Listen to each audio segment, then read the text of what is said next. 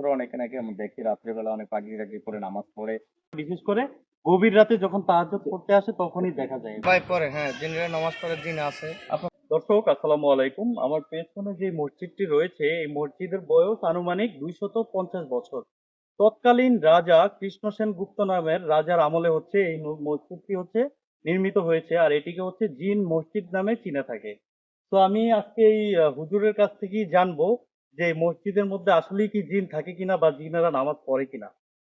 তো হুজুর আসসালামু আলাইকুম। ওয়ালাইকুম আসসালাম। হুজুর একটু জায়গার লোকেশনটাকে বলেন আমাকে। এটা হলো সৈয়দমুদ্দিন থানার সোনাপুর ইউনিয়নের ইন্দ্র নারায়ণপুর গ্রাম নামে অবস্থিত। এই গ্রামেই মসজিদটি অবস্থিত। গ্রামে একটি বড় মাদ্রাসা আছে জামিয়া হোসেনিয়া মদিনাতুল উলুম নামে, অর্থাৎ গুরু হুজুর রহমতুল্লাহ প্রতিষ্ঠিত প্রতিষ্ঠান হ্যাঁ। জামিয়া হোসেনিয়া মদিনাতুল উলুম। ওই মাদ্রাসারই মসজিদ, পুরান মসজিদটা পিছনের মসজিদ। হুম। আচ্ছা, তো হুজুর এখানে এই যে জিন মসজিদ বলার কারণ কি এটাকে? জিন মসজিদ মানে এটা তো বহু আগ থেকেই এই ছাত্ররা এখানে নামাজ পড়ে, অনেক রাত্রে ছাত্ররা নামাজ পড়ে। অনেক সময় ছাত্ররা ভয়ও পায়। আর আমরা নিজেরাও এই মসজিদে ঢুকতে খুব ভয় পাই। একা, একা ঢুকতে। মানে কখনো দেখা গেছে যে দেখে জিন কিছু, এরকম? কিছু ছাত্র অনেকে বলে যে নামাজ পড়তে আমরা দেখছি অনেককে। হ্যাঁ, অনেক কিন্তু মানুষের মতো লাগে। এমন কিছু আবার ২-১ জন শিক্ষক এমন এখানে নামাজ পড়ে পরে রাত্রে সারা রাত ঘুমাইতে পারে নাই। ভয়ে।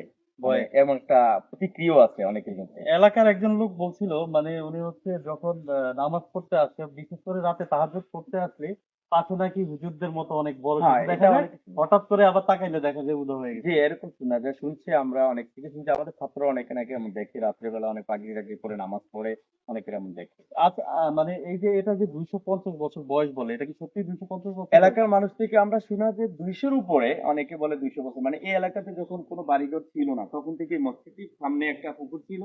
ওই পুকুর থেকে মাটি কেটে ইট বানায়, সেই ইট দিয়েই মসজিদটা তৈরি মানে করা এটা হয়েছে। নিজেরা হাতে নিজের পুড়ে হাতে, বা হ্যাঁ, নিজের হাতে হ্যাঁ, করে। সেটা তো দেয়াল দেখলেই বোঝা যায় যে জি, দেয়ালের আপনার জি। অবস্থা। তো এখানে যারা পুরান মুরব্বী অনেক আগের বয়সের, তাদের থেকে আমরা শুনতেছি এদের দাদা পিজার আমলের আগে মানে আগের কেউই মসজিদ। দেখে নাই যে এটা কে নির্মাণ জি, করেছে। জি।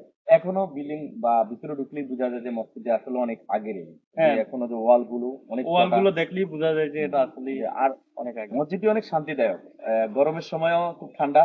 তা আপনারা এত বড় মসজিদ পাশে থাকতে আপনারা এখানে এসে নামাজ পড়েন? ও, আমরা নামাজ অনেক শিক্ষকের এখানে পড়ি আরামের জন্য, মানে খুব ঠান্ডা। আর বিশেষ করে এই মসজিদে বাংলাদেশের এবং ভোলা জেলার বড় বড় আলেম যারা আছে সবাই এখানে নামাজ পড়ে।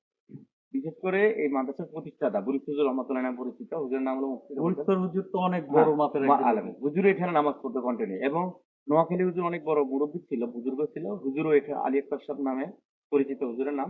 হুজুর এখানে নামাজ পড়তো। এছাড়াও ভোলা জেলার বড় বড় আলেম যারা আছে এখনো সবাই এখানে নামাজ পড়তো। আমি শুনলাম যে এই মসজিদটি পুনরায় হচ্ছে নির্মিত হবে, মানে এটাকে ভেঙে নতুন করে হ্যাঁ, করা হবে। এলাকার মানুষ উদ্যোগ নিচ্ছে যে ছাত্রদেরও থাকার সুবিধা, নামাজের সুবিধা হয়। এলাকার মসজিদটা একটু বড় করতে চায়, নতুন করে করতে চায়। তা আর্থিক বিবেচনার কারণে বড় করতে পারতেছে না। মানে আপনাদের অনুদান লাগবে এটার হ্যাঁ, জন্য। অনুদান মানে দিনই প্রতিষ্ঠান বা আল্লাহর ঘর, এটা তো আল্লাহর ঘরে মানুষের অনুদান ছাড়া তার আল্লাহর ঘর হয় না। এটা তো অবশ্যই। মানুষের অনুদান দিয়ে করতে হয়, সবার অনুদান দিয়ে মসজিদটা করতে চায় এলাকাবাসী। তাহলে এখানে জিনরা নামাজ পড়ে এটা তাহলে, হ্যাঁ? আমরা শুনছি এটা বা সত্যি। অনেকেই। এলাকার অনেকের কাছে আমরা জানতে পারছি যে আসলেই নাকি এখানে জিনেরা জি, নামাজ জি, পড়ে, বিশেষ করে গভীর রাতে যখন তাহাজ্জুদ পড়তে আসে তখনই দেখা যায়। জি।